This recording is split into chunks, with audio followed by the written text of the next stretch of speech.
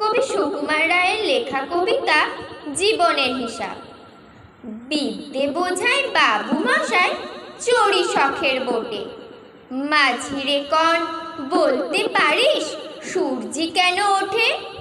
চাঁদটা কেন বাড়ে কমে, জোয়ার কেন আসে?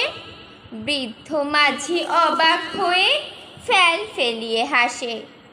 বাবু বলে, সারা জনম মরলি রে তুই খাটি, জ্ঞান বিনা তোর জীবনটা যে চারি আনাই মাটি।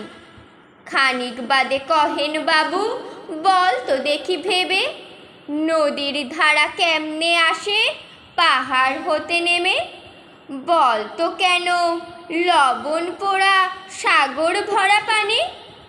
মাঝি সে কয়, আরে মশাই অত কি আর জানি? বাবু বলেন, এই বয়সে জানিস নে ও তাকি, জীবনটা তোর নেহাত খেলো অষ্ট আনায় ফাঁকি।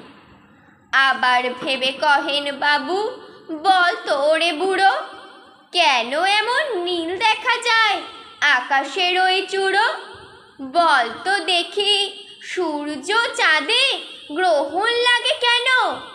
বৃদ্ধ বলে, আমায় কেন লজ্জা দেছেন হেন? বাবু বলেন, বলবো কি আর, বলবো তোরে কিতা, দেখছি এখন জীবনটা তোর 12 আনাই বৃথা। খানিক বাদে ঝড় উঠেছে, ঢেউ উঠেছে ফুলে, বাবু দেখে নৌকাখানি ডুবলো বুঝি দুলে। মাঝিরে কন, এ কি আপদ ওরে ও ভাই মাঝি, ডুবলো নাকি নৌকো এবার, মরবো নাকি আজি? মাঝি শুধায়, সাঁতার জানো? মাথা নাড়েন বাবু। মূর্খ মাঝি বলে, মশাই এখন কেন কাবু?